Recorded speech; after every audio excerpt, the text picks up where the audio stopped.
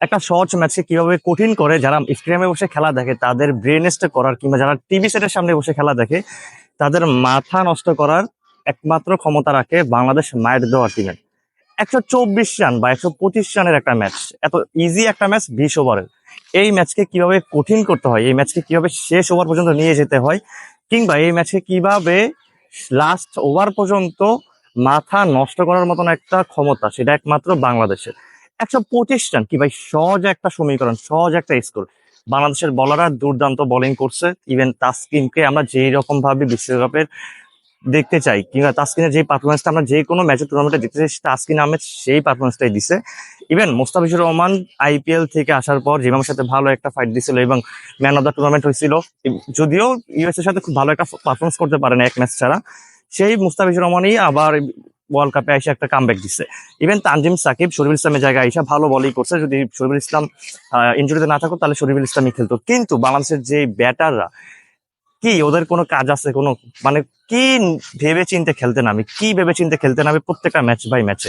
সৌম্য সরকার আজকেও জিরো, আজকেও ডাক। তানজিদ হাসান তামিম আজকেও ব্যর্থ। ইভেন আমাদের ক্যাপ্টেন শান্ত বা লর্ড শান্ত, সেই ঘুরে ফিরে একই পারফরমেন্স লাগাতার, কোনো ধারাবাহিকতা তো নাই। ইভেন যেভাবেই নামতেছে ওইভাবেই আর উঠে যেতেছে। ইভেন টি-টোয়েন্টি ক্রিকেটের যে একটা ইম্প্যাক্ট প্লের একটা কথা আছে, সেই ইম্প্যাক্ট তো তার আশেপাশেও নাই। লিটন দাস যদিও আজকে স্লো খেলছে, 38 বলে সম্ভবত 36 রান করছে, তবে ওর এই ইনিংসটা মোটামুটি একটা হেল্পফুল একটা ইনিংস ছিল। কিন্তু যেইখানে 20 ওভারে মাত্র 6 করে রান রেট, সেইখানে একটা ম্যাচ কিভাবে কঠিন করতে পারে বাংলাদেশ, সেইটা আজকে দেখাই দিচ্ছে। ইভেন বাংলাদেশ আবারও প্রমাণ করে দিচ্ছে যে T twenty not for us. Even আরেকটা কথা হচ্ছে যে বাংলাদেশ যেইভাবে বিশ্বকাপ খেলতে চায়, যদিও আজকে ম্যাচটা জিতছে, কিন্তু এই বিশ্বকাপের ম্যাচ জেতা দিয়ে বাংলাদেশ পরবর্তী স্টেজে হয়তো যেতে পারবে, কিন্তু এইরকম হতচ্ছরি পারফরমেন্স দিয়ে মনে হয় না বাংলাদেশ সেমিফাইনাল পর্যন্ত যেতে পারবে। তবে বাংলাদেশ যেই পরিমাণে বাজে খেলছে আজকের ম্যাচে, ইভেন সাকিব কি স্লো খেলতেছে, ইভেন যদিও সাকিব ট্রাই করছে ম্যাচটা ক্যারি করার এবং শেষ পর্যন্ত শেষ করে আসার, কিন্তু সেই সাকিবও ব্যর্থ। এবং মাহমুদুল্লাহ রিয়াদ শেষ পর্যন্ত একটা ভরসা। এবং রিশাদ হোসেনকে তো কেউ বলে না পাকনামি করতে, কিন্তু রিশাদ হোসেন সেই পাকনামি করতে গিয়ে ম্যাচটা আরো টাইট করে ফেলছে। ইভেন সেই জায়গায় তানজিম সাকিবও হিট করতে গেছে, কিন্তু হয়তোবা শেষ পর্যন্ত আমাদের লাকটা আমাদের ফ্লেভারে ছিল, তো আমাদের পরে ছিল, এই জন্য হয়তোবা শেষ পর্যন্ত ম্যাচটা আমরা জিততে পারছি। এবং লাকিলি মাহমুদুল্লাহ রিয়াদ আজকেও ক্রিজে ছিল, এই জন্য ম্যাচটা আমরা ইজিলি শেষ করতে পারছি। তবে শ্রীলঙ্কার সাথে ম্যাচ হলেই কেন জানি বাংলাদেশের টিম ভঙ্গুর হয়ে যায়। ইভেন কোনো পারফরমেন্স তারা ঠিক মতো করতে পারে না। আরেকটা কথা হচ্ছে যে যে এল ক্লাসিক হোক বা যে কোনো ম্যাচই হোক, 125 রানের একটা ম্যাচ, 170 বা 180 না, টি-টোয়েন্টি ফরম্যাটে মাত্র 125 রান, এই রান ডিফেন্ড করতে গিয়ে আমাদের এরকম বাজে অবস্থা, এইরকম বাজে অবস্থা, মানে এইরকম বাজে অবস্থার ম্যাচ জেতা থেকে না জেতাই একই কথা।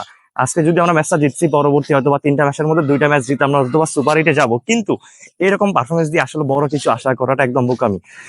ইভেন একটা বড় টুর্নামেন্ট জেতার জন্য যে একটা মনোবল থাকা উচিত বা একটা আত্মবিশ্বাস থাকা উচিত, একটা টিম স্পিরিট থাকা উচিত, সেটা আমাদের নাই। সেটা আমাদের নাই, মানে সেটা আমাদের নাই।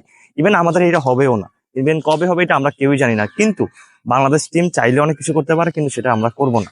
সুতরাং এই অবস্থায় আমাদের এই একটা অবস্থা। এবং আমরা যেভাবে আজকে খেলাটা দেখছি, ইভেন যেভাবে আমরা খেলাটা খেলছি, এই পারফরমেন্স আসলেই হতাশাজনক। এবং 125 রান এরকম একটা ম্যাচ ক্লোজ করার কোনো মানেই ছিল না, এবং সেটাই বাংলাদেশ আবার করে দেখে দেখাইছে। ইভেন এটা হয়তো বা পরের ম্যাচে হবে। তো সুতরাং কথা হয়েছে এইটাই যে বাংলাদেশ টিম যেভাবেই করতেছে এইভাবেই তারা করবে। ইভেন 180-90 রান টি-টোয়েন্টির মাটিতে ইজিলি স্কোর রান চেস করা ইজি পসিবল, কিন্তু সেটা আমাদের বাংলাদেশকে দিয়ে হবে না। যে দক্ষিণ আফ্রিকার মতো একটা বিগ ম্যাচ আছে, বা নেপালের সাথেও ম্যাচটা এরকম হয়তো কঠিন হতে পারে, বা নেদারল্যান্ডসের সাথেও ম্যাচ কঠিন হতে পারে, কারণ এটা বাংলাদেশকে দিয়ে সবকিছুই সম্ভব। তবে মাহমুদুল রিয়াদকে একটা স্যালুট দিতে, কারণ তিনি শেষ পর্যন্ত ধৈর্য নিয়ে ম্যাচটা শেষ করে আসছে। এবং এই জন্য হয়তো বা এল ক্লাসিকোতে বা শ্রীলঙ্কা বনাম বাংলাদেশের ম্যাচটা আমরা জিতে গেছি, দ্যাটস ইট। জিতে গেছি বলার মতন এখানে কিছু নাই, কারণ যেই পরিমাণে পারফরমেন্স বাংলাদেশ দিছে, এটা আসলে জিতে গেছি মতন পারফরমেন্স না। সুতরাং এই বাংলাদেশ মায়ের দেওয়ার টিমই।